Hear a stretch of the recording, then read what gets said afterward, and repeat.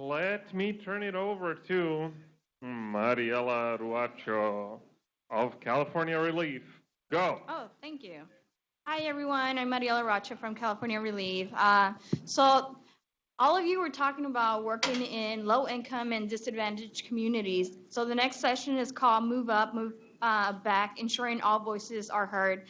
And we have Nailah Pope Harden. She's an environmental justice ally instructor. So during this session, we're going to learn how you can find and become stronger environmental justice ally at meetings you attend or organizations. So I'm going to just let Nailah introduce herself and hopefully play a game. All right. So my name is Nailah Pope Harden. Feel free to call me Nai. I've been a community organizer for the better part of 10 years on a ton of different campaigns. I'm located in Sacramento, but I've worked on campaigns all throughout the state, nationally and internationally, actually. And I like to say that I am a professional organizer. And the reason I say that is because there's a difference between activism and organizing and being a professional organizer. I believe in a methodology. I believe in strategy. I don't care what the topic is. I can just tell you how to organize people and get movements going. So I will never pretend to be an environmental person. I can never tell you. I barely know what carbon sequestration is, and I do environmental justice all the time. I come from the belief that communities, especially the most disadvantaged communities, shouldn't have to know what carbon sequestration is for us to all advocate for them. Oh. All right. Oh, this is going to be energizing. Okay. So we're going to start with the game. So I'm going to tell you guys more of my story as we go through the presentation, but we're going to start with the game. I played it with some of us earlier. It's called My People Are. So you name 3 things about yourself, and if anybody agrees with what someone says, there are 2 or more of the things they say, you just raise your hand. So I'll start. My people are Game of Thrones fans, world travelers, and social justice junkies. You agree with 2 or more, you raise your hand. Perfect. So I'm going to have about 5 people call out who their people are. Who'd like to go? I'll go do some more. My people are environmental justice advocates. Do I need a mic? Yeah. Oh, I'm sorry.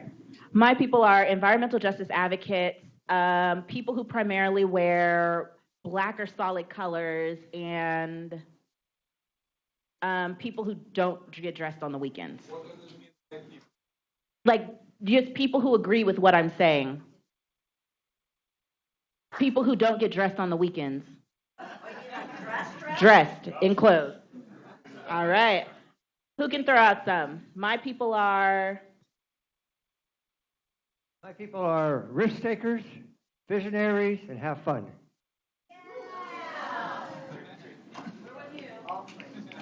Wants to go next? Let's try and get the 4 more.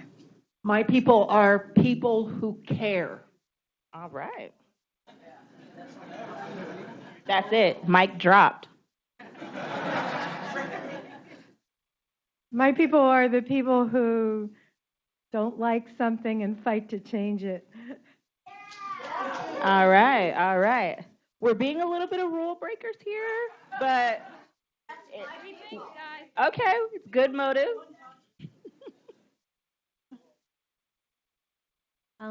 My people are who like people, nature, and adventures. Go next. Next.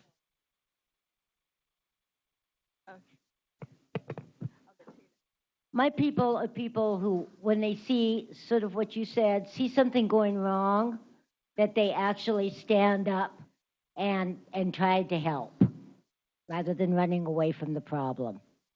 All right. You guys are taking this so seriously, just so you know. That's great too, though. My people execute with excellence, care about the community, and love. All right. Who's to go next? My people are actually the ones who do things and not just talk about what they're going to do. All right. Last one. Let's do one more. My people are music makers, compost turners, and ditch diggers. All right. I'm sorry. I'm going to be bouncing back.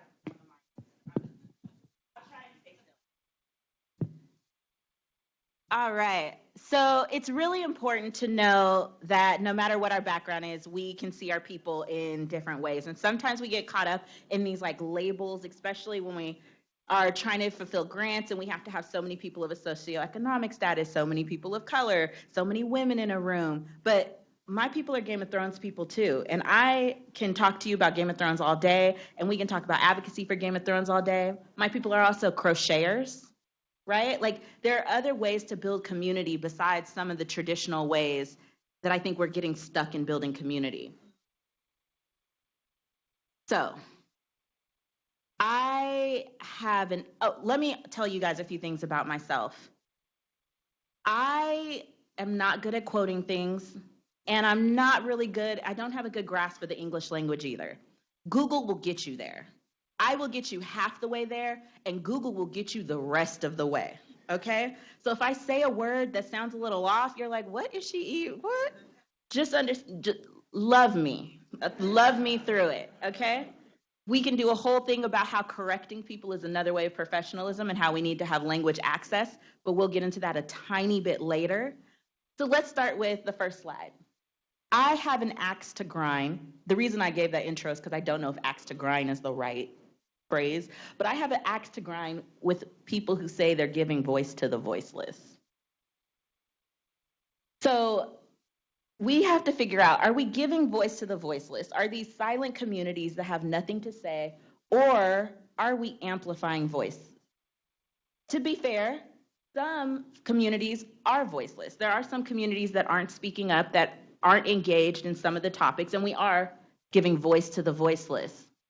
But I think most of the time in our work, we're really amplifying voices. So how do communities near you express themselves? So let's talk about how communities communicate. Individuals in not necessarily individuals in communities, but how do whole communities communicate? People go to city council meetings and protest. What else do I have? They petition, right? I would like to argue that graffiti is a way that a community communicates, right? Dumping is a way that a community communicates. So talk to your neighbor. Another thing you guys need to know about me, I come from the Black church tradition. So you're going to talk to your neighbor a lot, and also feel free to hoot and holler at me. And all you need to do, I appreciate it. So talk to your neighbor I'm going to give you guys about 2 minutes about how communities communicate. You can use the ones that I already asked, city council meetings, just how do you hear communities communicate?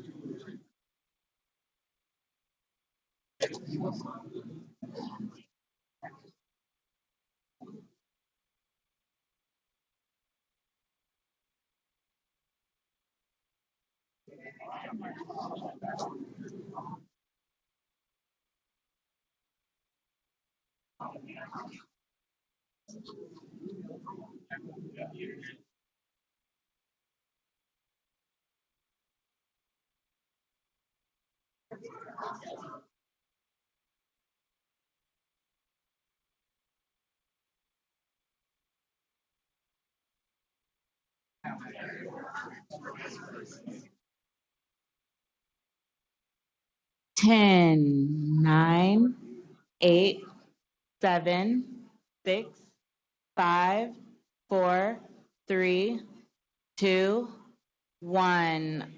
All right. Can I get 3 people? Let me get 3 people to call out, maybe if they have something different than the ones that I listed on how communities communicate. Nextdoor.com.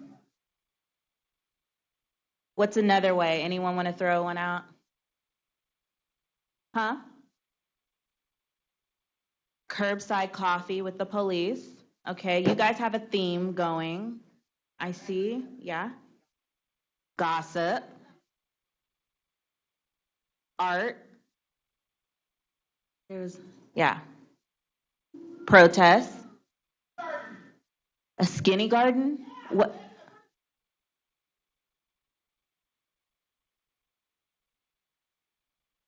Oh.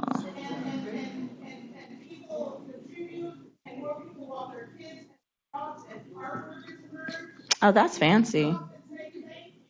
Hold on, let me write that down. It was called a skinny garden. All right. So we're going to hold on to this thought. Hold on to the way you said that communities communicate, because I'm going to ask you another question, and then we're going to have some more discussion. What are the different responses to these communities? So think the different responses. So a community that uses Nextdoor, right, to communicate something. Some of the responses would be community participation. If someone posts something online on Nextdoor, the police will respond, right? Fire departments will respond, sometimes, depending on your community. Oh, in my neighborhood, for my community, they do. So what about city council meetings? If an affluent community goes to a city council meeting, how does the city council respond typically? Attentively, respectfully. What happened in the back? They changed the meeting. That's true. All right. Yeah.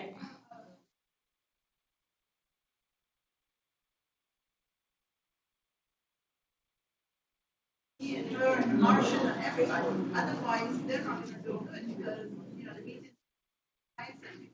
back and Wow. We need that in Sacramento because our city council acts up crazy. They'll leave the diocese if they don't like what's happening. They'll just get up and leave as if they don't owe us anything. But you have to have people watching. You have to have people watching. There's a lot of apathy. So really quick, this is not a call out, but if you are uncomfortable talking about race, raise your hand or give me some winks, okay? So we're all cool? So what I'm saying doesn't necessarily have to do with race. What it has to do more with is, in any situation, a dominant culture and a non-dominant culture. But for the purpose of this, I'm just going to talk about things in black and white. Race, black and white, right? So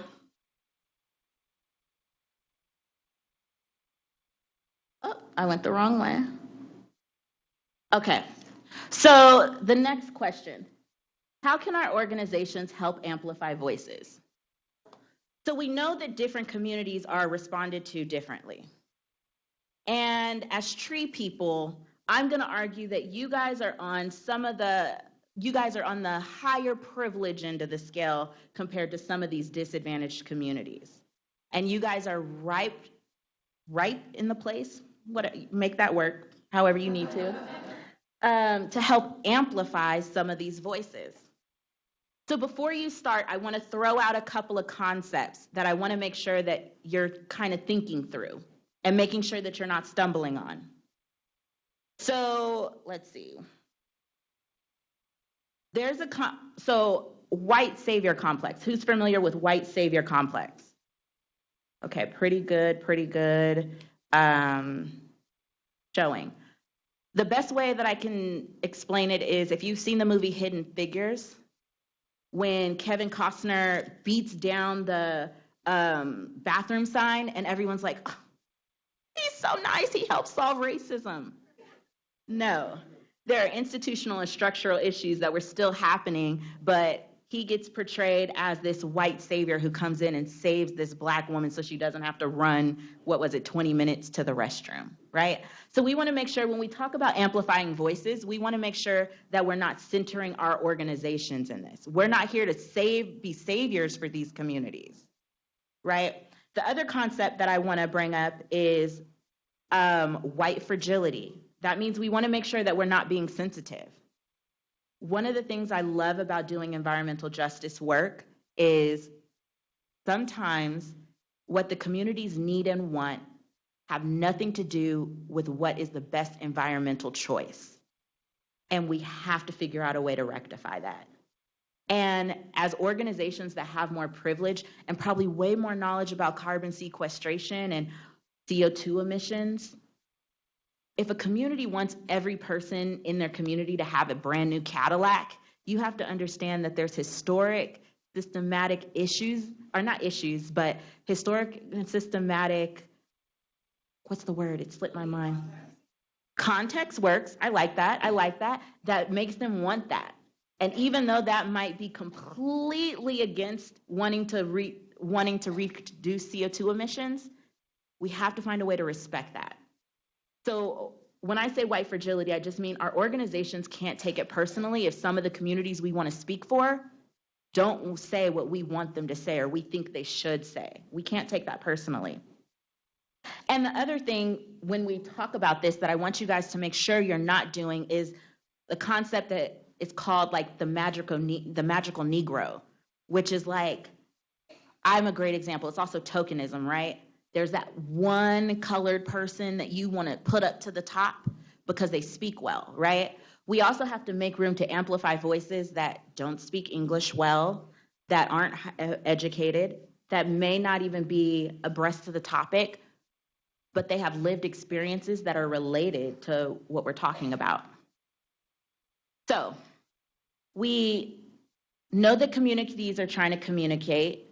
There's some communities that are trying to communicate. There's some communities that aren't. But your organizations are in positions to help amplify those voices. So how can your organization help amplify voices? Oh, I didn't explain whitewashing. Whitewashing is similar to, let me see, what did I put as my example for whitewashing? Okay, so whitewashing would be speaking as if you are that community, right? Using a proverbial we would be an example of whitewashing. Like, I'm from South Sacramento, and I work with Sac Tree Foundation all the time, and they're a great community partner. And one of the things they've never done is spoke for my community in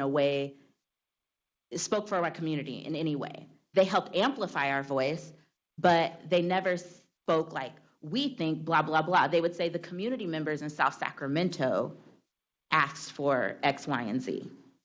So they didn't co-opt our issues. So take a few minutes, talk to the person next to you. How can your organization help amplify voices? How is your organization already amplifying voices? I'm going to give you guys 3 minutes. I'll come talk to you guys. Any questions? Clarify what you want us. I want you guys to talk about how you can help better advocate for some of the disadvantaged communities. What do you guys think? 3 minutes.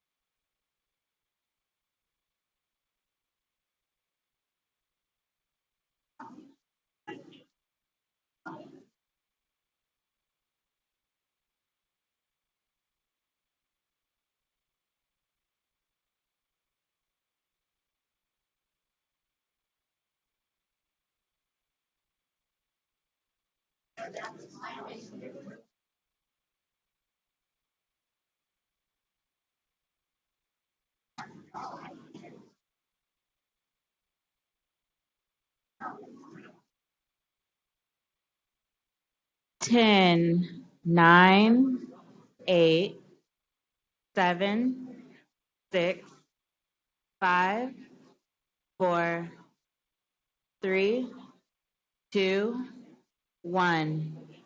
All right.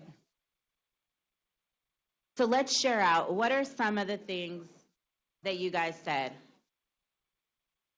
And I'm not looking for specific things, but I definitely am hoping I hear some things called out. So how do you guys help amplify voices? What did you guys talk about? Yeah? Thank you very much. All right. Do you want to speak more on that? Let's get.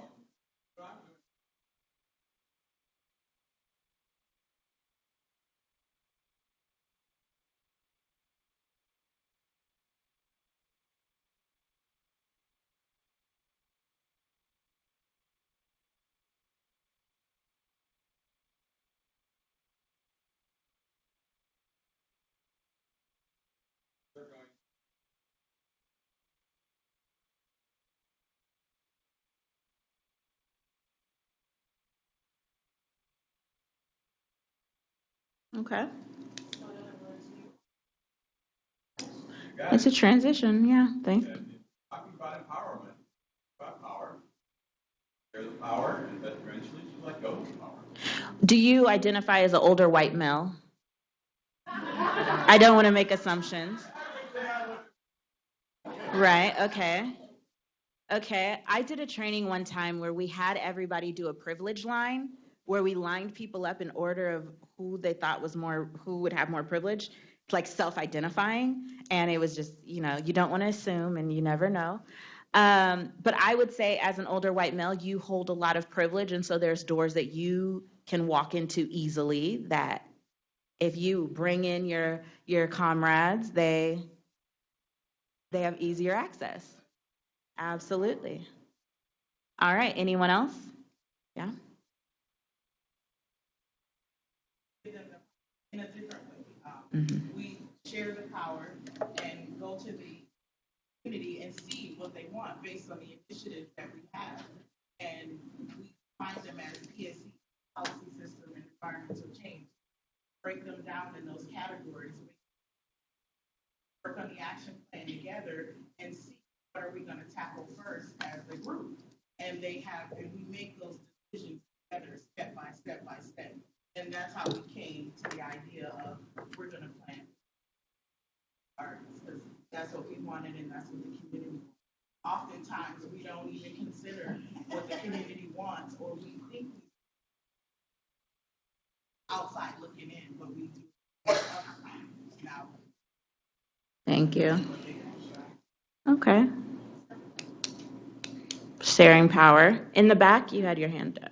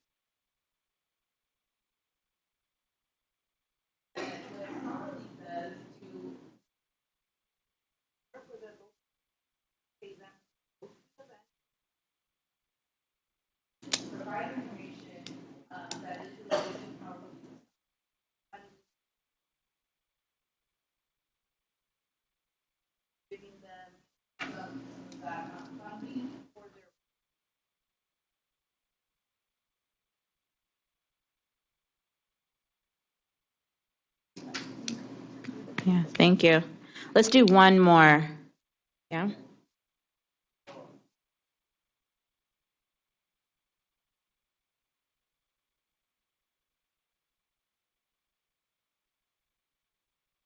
Mm.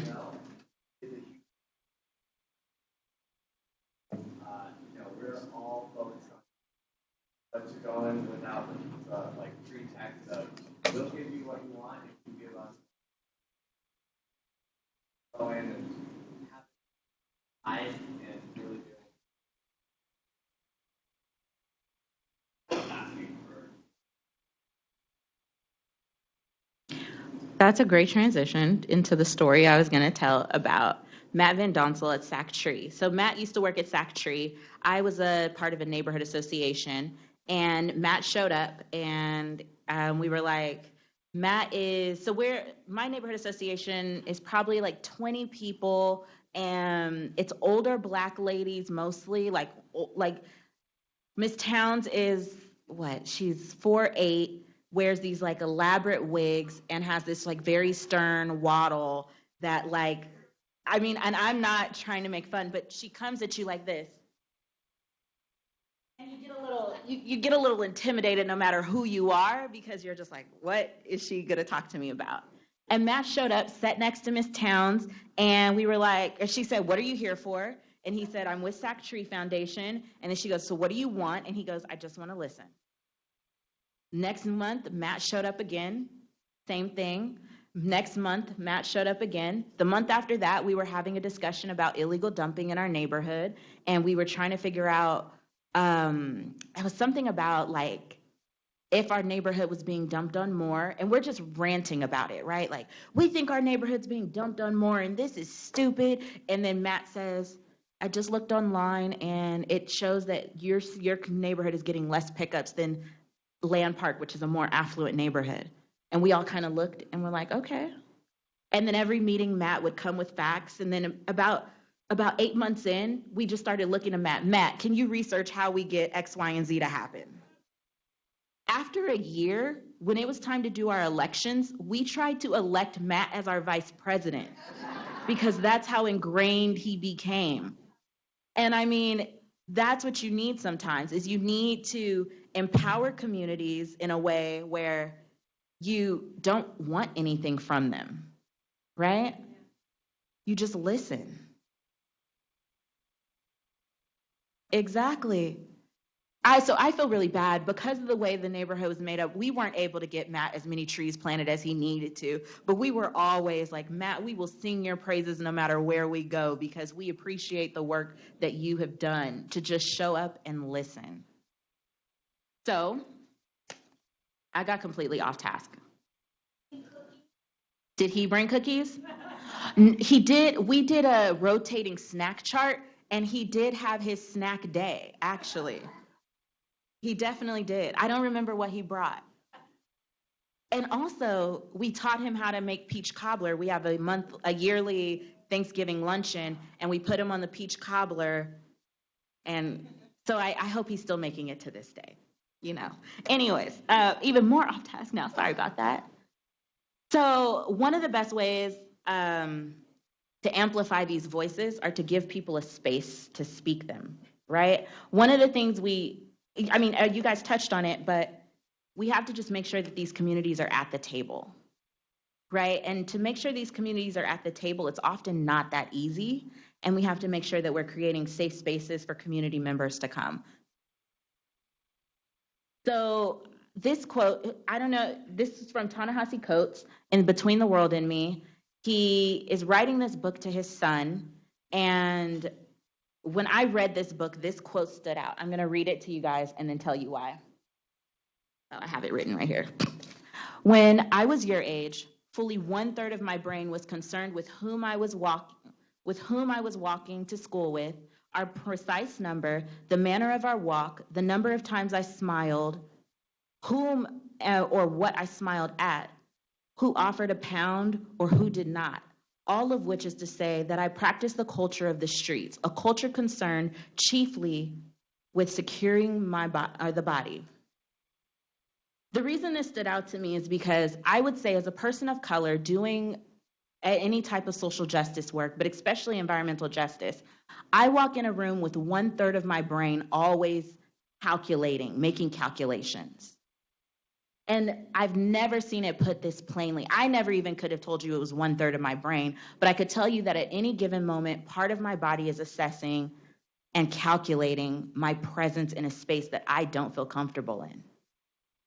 I went to an environmental organization for 6 months and never said anything. And they were reckless. There was a lot of things I could have said. But I spent 6 months just figuring out where was the best place for me to sit, where I felt safest. How do I walk in this room? Right? So how do I walk in this room? It took me 6 months. I told this story to one of their board members, and they said, we remember the meeting when you finally had it. We didn't know what we did, but finally you spoke up. And I was like, because it took me that long to just get comfortable. So sometimes we are missing out on really valid input just because the space isn't safe. So think about what someone's experience is when visiting your organization for the first time. So we're going to do a guided meditation right now. You can look off, pick a corner in the room, close your eyes if you feel comfortable with that, whatever it is. But I want you to imagine walking in a room where it is the people in the room are made up of the complete opposite of however you identify. So for our old white men, I want you to walk into a room with some young people of color doing hip hop, right? A hip hop meeting about how to write your next rap album. That's the meeting you're walking into if you're an old white man. That's how it feels sometimes walking into some of our groups for people of color or people who are not engaged. It feels that silly sometimes, that foreign, right? So everyone, first figure out who it is, what type of group you're walking into. So I want you to imagine, I'm just going to call out different things. And I want you to think about your safety, or just think about your comfort level. You walk into the room and the front door is at the front of the room. So everybody's facing you. You walk into the room and, so I'm sorry, these are not going to be, what's the word? Sequential. These are just random ones I'm throwing out. You walk into the room and the snack table is right by the door and there's a group of people all congregating. You're in the meeting and the snack table is at the front of the room.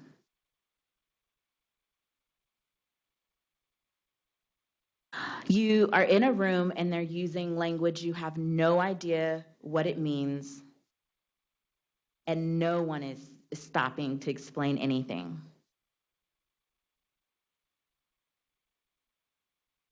Let's see. You walk into a room and the snack is something you've never seen before. You walk into the room and there's no agenda, no slides, no PowerPoint, no nothing. The meeting's just happening blind.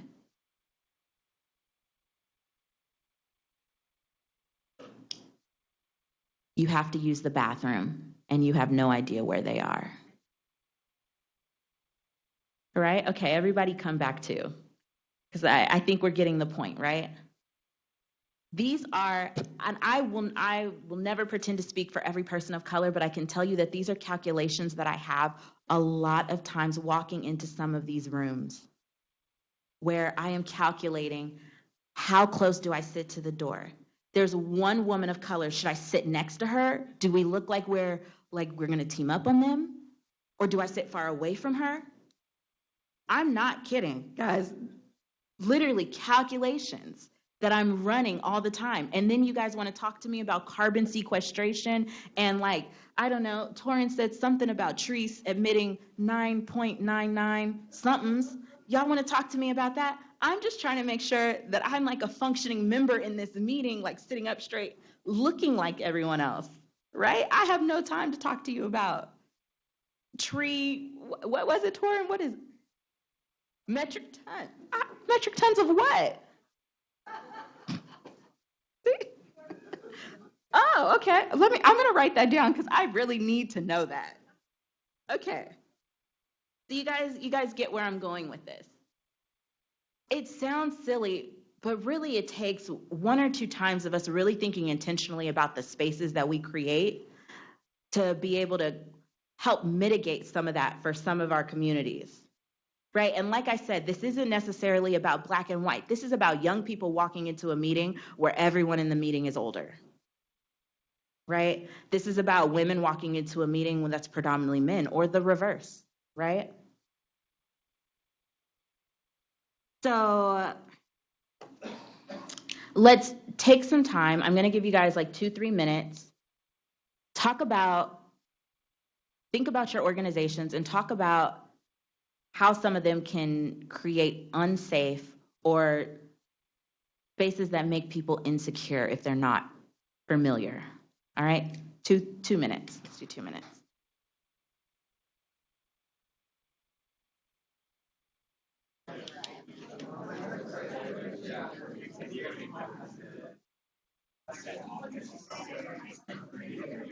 How are we doing? Oh, perfect. I have about 5 minutes.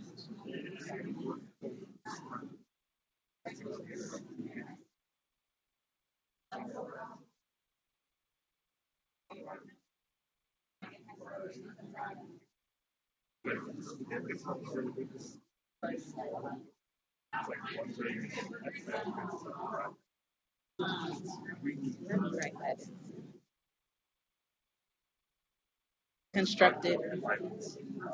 Look for it and you get this website. Okay. Anyway, you wonder why a tree would have 9 times. Gotcha. That's helpful. That's helpful.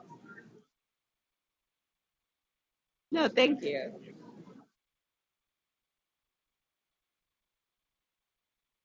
All right, 10, 9, 8, 7, 6, 5, 4, 3, 2, 1. All right. So I popped up.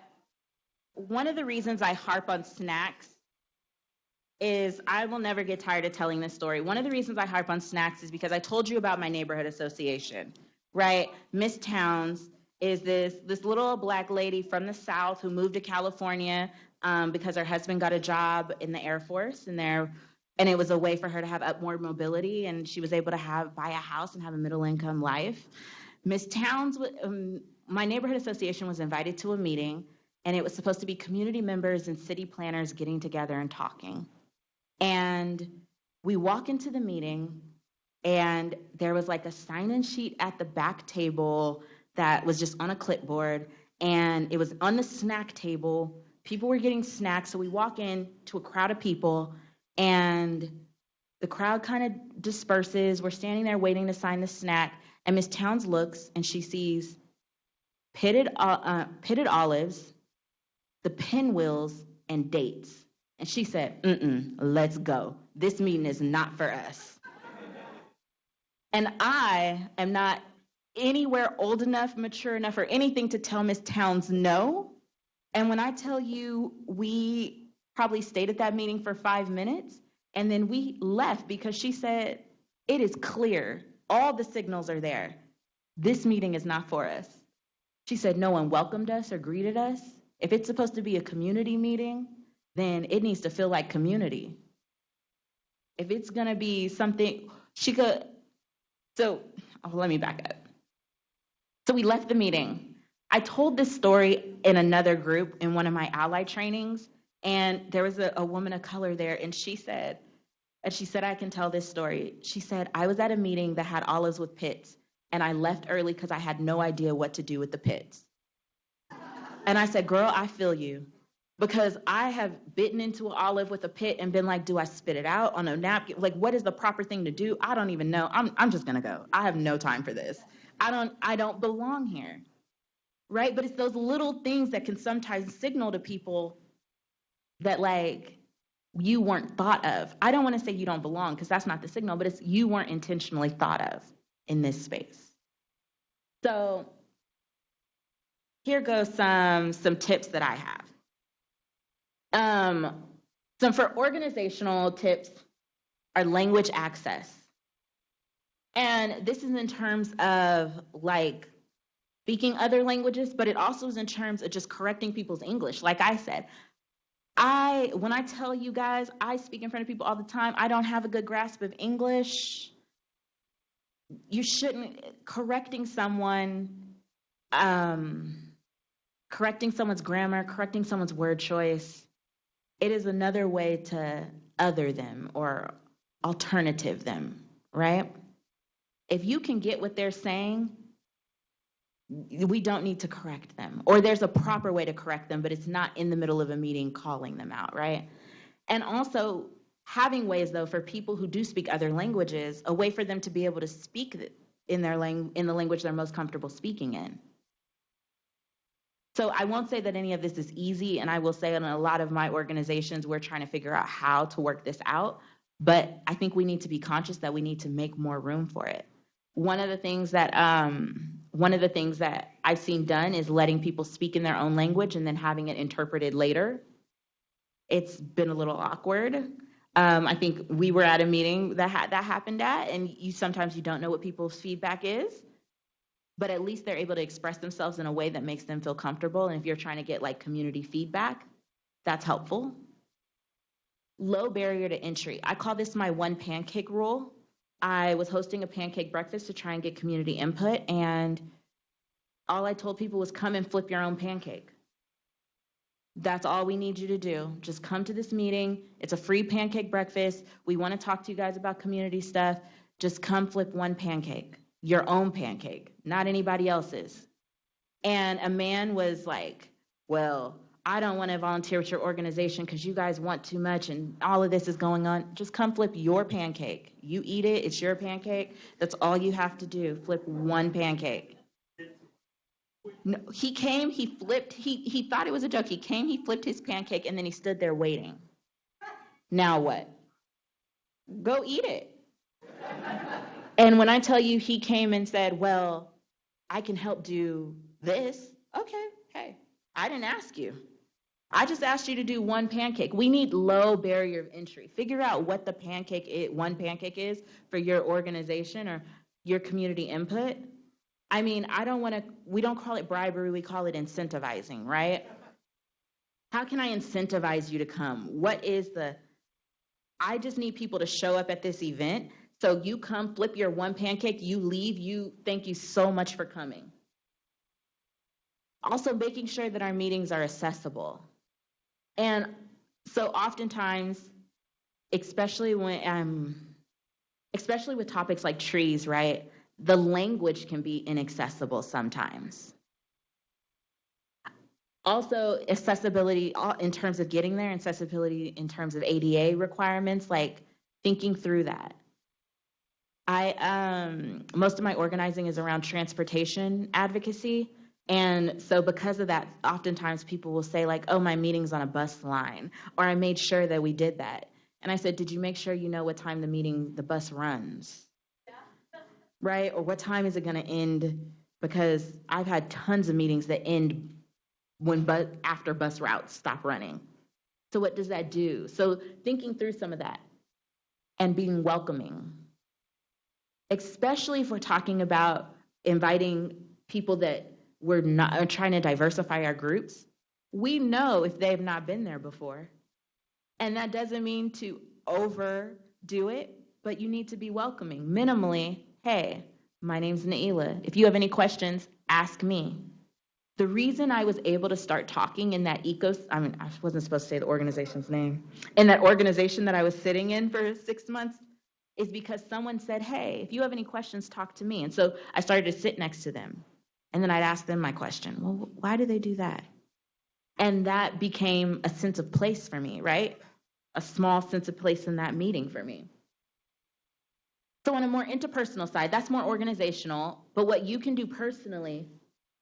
And so what I love about this is if you are someone who is the dominant person in this setting, and the reason I say that is because for the people of color in the room, oftentimes if it's an organization that has all people of color and someone else comes in that room, we are the dominant people in that setting, in that meeting, and we need to also make sure that we're being conscious and welcoming if we really want to build these diverse groups. It has to go both ways.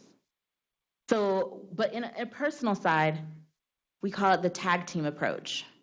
So when I started organizing, I was taught to organize by this man named Greg Galuso. He's an Italian man, older Italian man, and he said to me, Nailah, I am an old affluent white man, and you are a young black woman. There is nothing that we shouldn't be able to do together. There is not one issue that we should not be able to advocate and fight for. He goes, because if they're not letting me in the room, they're letting you in the room, and we just need to make sure we bring each other to the room when we come. So that's the tag team and using your privilege in a situation.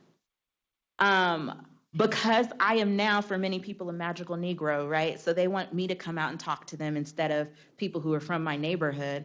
I'll say, okay, but I'm going to bring somebody. And, we need to make sure that person, if we can, reflects the community and use our privilege in that way. Also, be curious. So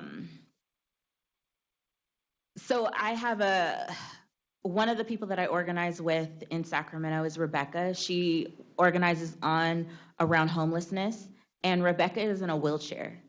And Rebecca always says, people act like I don't know I'm in a wheelchair. Like they try and avoid it so much instead of just asking me. Like they try and overcompensate, like I just landed in this wheelchair, right? They're like holding doors for me as if I have never went through a door before, right? And she's like, all it takes is for people to be curious, ask a question. Hey, do you need help with that? Ask her, how is it walking through, or not walking, goodness. Lord help me. How is it moving through the world in a wheelchair, right? How accessible are our meetings? Don't make assumptions, ask, be curious. Most people are waiting to share that information and their experiences.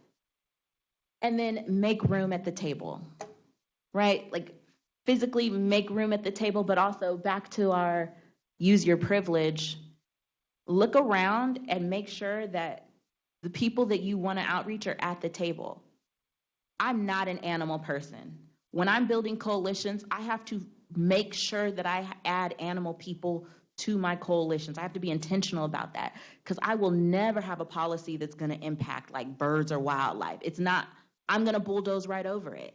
I have to be intentional and make room for those people because I want to have inclusive and diverse groups. So, I think we're running out of time, so I'm just going to end it. This is just a last reflection question, but I'm going to just open it up to questions. If anyone has any, or thoughts or reflections, tips, tricks, just pour your heart out, but quickly so a lot of people can do that. Hi, I just have a quick question. For those people who are considered, I guess you're saying the fortunate ones, how do you help them understand if they're the fortunate ones, if they're not able to see that? Or if they really believe in their heart there's no difference between any of us, how do you convince them that they're the one at the table that needs to welcome others? Does that make any sense? Yeah, I have two answers for that. One is, I'm just going to say it how I would say it. One is the revolution will include everybody one day, but that doesn't have to be today, right? there's some people that aren't going to get it anytime soon, and our efforts may be wasted trying to do that now, if you have enough people who are willing to. But the way that I like to describe privilege or anything is a baseball game. We're all showing up to play a baseball game, but some people have the rules and know the game ahead of time. It doesn't mean that you start the game before. It doesn't mean that you have, you just know the rules, and that alone is enough. And so you don't have to talk about it in terms of privilege. If we're talking about diversifying your meetings, you can simply say, you've been to this meeting before. You know what metric tons of carbon is. Okay? I'll just call him. Right. That's all you have to say. You don't have to make it a big race thing. You don't have to make it a big thing about socioeconomic or any equity. You've been here before. Okay, let's go 1, 2, 3, 4. Okay. So I have a question about your low barrier to entry. So when you invited them to flip the pancake, it was not a meeting, it was an event where they could flip their pancake and then there was opportunity for them to volunteer? Correct. Thank you. So my low barrier to entry to meetings are often, this is where the bribery and the incentives come in. And it depends on my relationship. I've told people, listen, I have a grant requirement where I have to get 15 people through this door. Can you just come and sign in and stay for 5 minutes? And they'll be like, what? And I'm like, just come in, get 5 minutes of information, and then leave. And I make sure that I tell them what time to come, and I make sure those are the most dynamic 5 minutes of a meeting we've ever had. I make sure that's the 5 minutes where we are really going for it. Or you make a meeting accessible, right? I can come to you. Where's the best place for you guys to have meetings? What works best?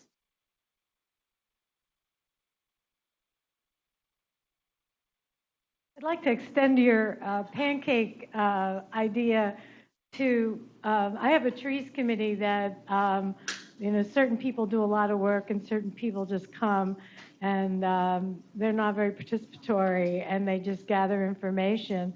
And I think that actually the most valuable thing for me that you said was getting people to come and flip a pancake, give them a small task that, but the flip side of what you've been saying that disturbs me is the self-consciousness, because I have a mother that was very self-conscious all her life, having immigrated from Italy at 11, and she's awkward age to begin with, between 11 and 12. And she's always felt awkward.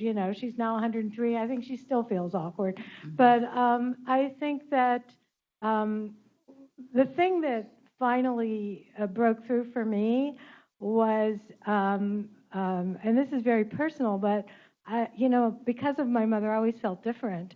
And then at one point, I realized that my grandmother had sort of kept me away from social situations. And then I went one day to a situation where there was a group, but there was a therapist. And everybody knew everybody else and was all interactive except for myself.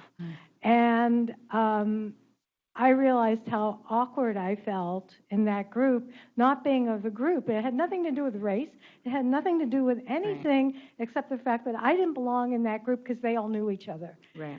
And so when the therapist called on me, I just burst into tears and cried all day. And I never again had the problem of walking into a room and not worrying about whether I belonged or not, because I cried it through and realized that it came from my past, which it comes from your past. Right. And then you create your own comfort zone, and so you find anybody and just talk to them. And you just kind of say, I'm not going to, I'm just not going to give in to that. And just, and that does not to say that you won't run into situations where people will think you're odd or different. I mean, that happens to me all the time, but I don't give it any life anymore. Yeah, and if we're talking about, though, making our organizations more welcoming, I would hope that if more people would have been welcoming to you, or the situation and the environment would have been more conducive, you wouldn't have to have that cathartic experience in order to feel comfortable. Yeah, and in our neighborhood council, we bend over backwards when the public comes, believe me. Well, good. I might move to your neighborhood. I haven't completely baked this thought, so forgive me. But I find that, when we talk in general about planting trees or protecting trees, like, we know that having more canopy cover is an environmental justice. Some of us think that it's an environmental justice issue. We know that neighborhoods that really could use the big trees, the shade, the cooling, et cetera, don't have them. And then when I look around the room, like, for example, at our CFAC, certain areas of the city are not represented. And I don't know, and I think we don't know how to get those areas, those council districts, to bring the community to us. And I think as you were talking, I was thinking, well, maybe the obvious answer is we need to go to those neighborhoods and sit there and listen. Yeah. But in terms of the reality of having the time and the capacity to sit there for 6 months and listen before we can say, hey, come participate in our meeting, I don't know if that's real. So I think we get stuck talking about we want to include more communities and we don't know how to bring them to the table. So I don't know if what I'm going to say relates directly to what you're going to say, but it's similar.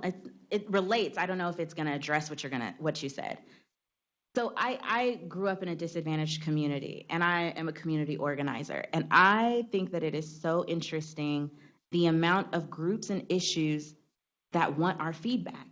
And I'm thinking, do y'all do that to the rich neighborhoods? Do you guys come to our meetings every day and say, how do you guys feel about trees? How do you guys feel about grocery stores? How do you guys feel about, but we have to know all of that?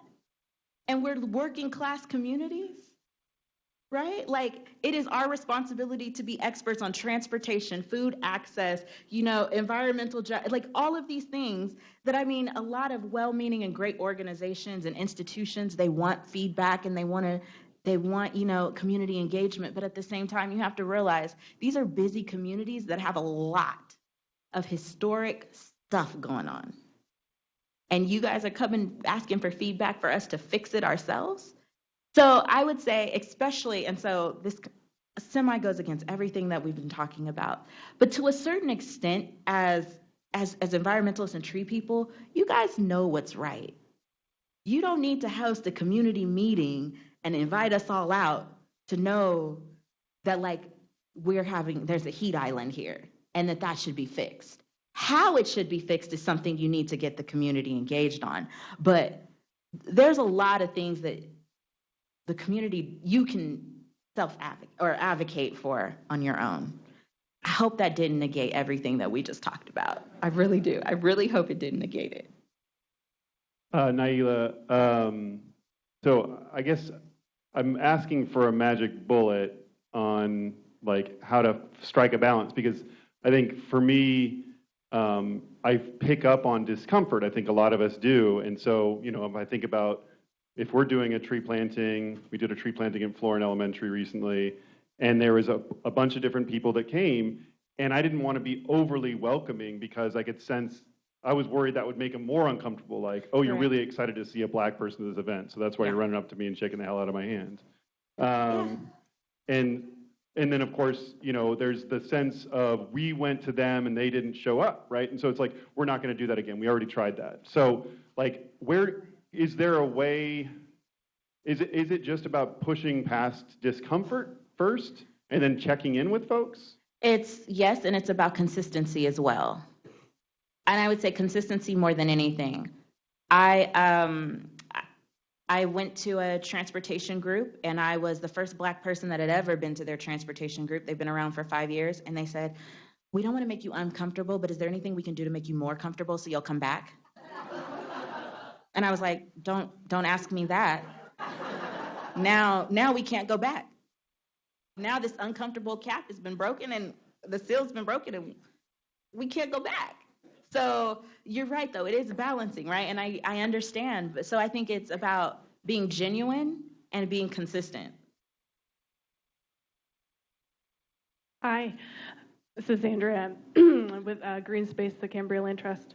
And, I've kind of been involved in various kind of community organizing efforts. One was starting a co-op down in San Diego to an organization to a community that was one step away from a food desert. And, I've had different approaches over the years in terms of kind of activating sort of an existing sentiment in the community.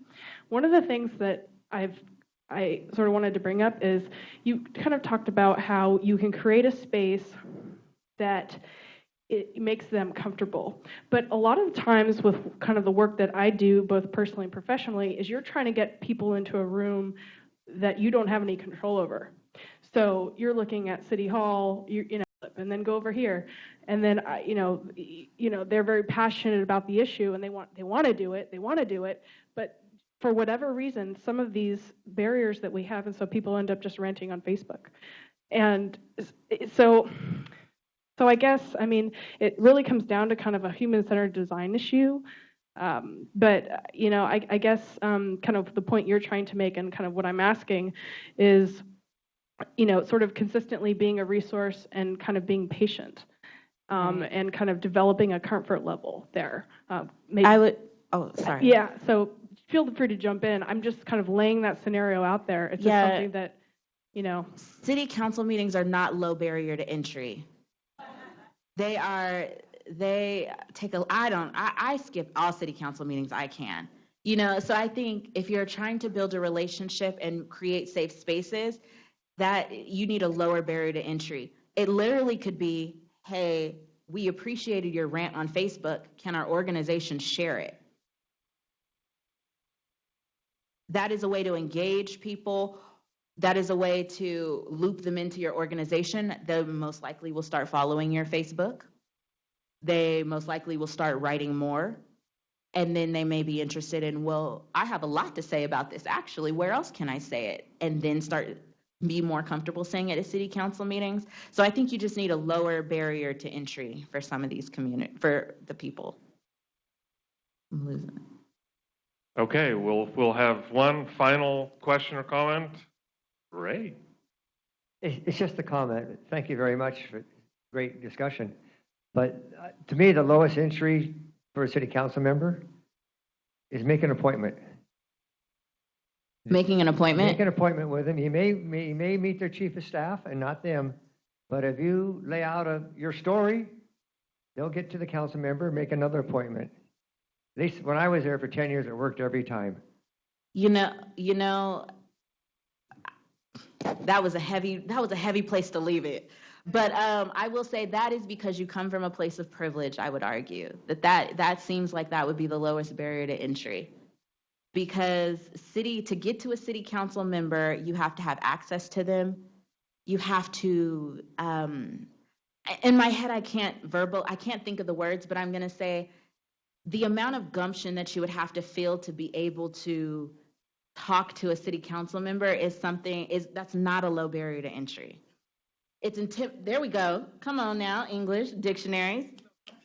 Gumption, yeah, it's intimidating. That's actually a lot. And then also to take the time out of your day to meet with them can be a lot. I think you're accurate. I'll show you. I never turn a person down. I believe that too. I believe that too. I definitely believe that too. But in terms of low barrier to entry, we got to start, real low. Flip one pancake. Not flip a pancake for the council member and talk to him. Just flip your one pancake. Thank you. Oh. So my friends told me when I told them I was talking to tree people, they told me to leave you guys with this remark. And I hope you guys think it's funny and not derogatory. So I just want you guys to remember to care as much as you care about Douglas firs, care about Doug from around the way.